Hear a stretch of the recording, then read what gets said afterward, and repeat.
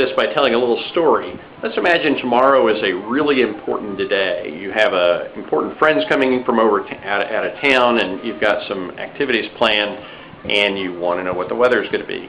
Well, you're not going to call the Phoenix television station and check the weather in Phoenix if you want to know what it's going to be in Austin, are you? No, of course not. I mean, you want to talk to the people that are the local experts. You're going to want to tune into the local TV station because only the local meteorologist knows whether it's going to rain or snow or sleet or sun in Austin tomorrow. And that's really what the theme of today's story is all about.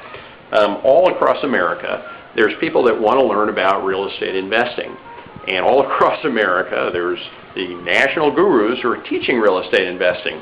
And what happens again and again and again is there's these national gurus, in order to scale their business, they need to convince you that investing in California or investing in Phoenix or Utah or New York or Florida or Austin, Texas is all the same thing. Because they want to be able to teach you strategies from wherever they are and convince you that those strategies are going to work wherever you are. And the truth is, that's not the truth. You know, everywhere you go, the strategies are different, the issues are different, the neighborhoods are different, and you need to know from local experts how to make money and invest your money, here. So I'll give you a couple examples of this. Case in point. California investors a couple of years ago started coming to Austin, and they got it half right. They were very wise to sell their properties in California and start investing in Texas a few years ago because California was on its way down and Austin was still known as a great place to invest in real estate, and it still is.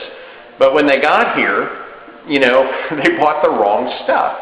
Unfortunately, a lot of these people used the same strategies they used in California. They went to new housing developments. They went to the equivalent of, Round Rock and Leander and Cedar Park and Kyle and Hutto, and they bought brand new homes from the developers with zero down mortgages, and then they turned them into rental properties. And guess what? The prices didn't go up. The homes didn't appreciate. They didn't get any cash flow out of those properties.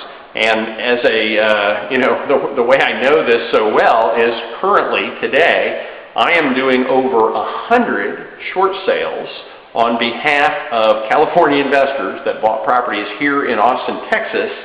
I'm now helping these people avoid foreclosure because they've got all these properties that were just the wrong properties in the right place. So you need to know what works where you are in your backyard, using the strategies that are needed here. And another perfect example, and this happens again and again and again, just today, literally today, a friend of mine went to a seminar where a national guru was in town pitching his, educational products. And one of the things he was promoting is lease options. A lot of gurus love to promote the lease option strategy, and the reason they like to promote lease options is because it's a way with zero money and zero risk, not really, but approximately zero risk. You can buy properties and control them and at least option them to others and make profits. There's one little problem with lease options here in Texas. They're illegal. Senate Bill 629 made lease options functionally illegal in the state of Texas. A lot of people don't even know this. If you do a lease option in Texas that's more than 6 months, which is almost all lease options, you could be liable to repay the person you're doing the lease with every single dollar, including the down payment that they pay you, retroactive to when you signed the original contract. There are people that are doing lease options that started them 2 years ago when this bill went into effect that are now liable to pay more than the entire value of the house back to the person they did the transaction with. So no, lease options are not very smart strategies here in Texas.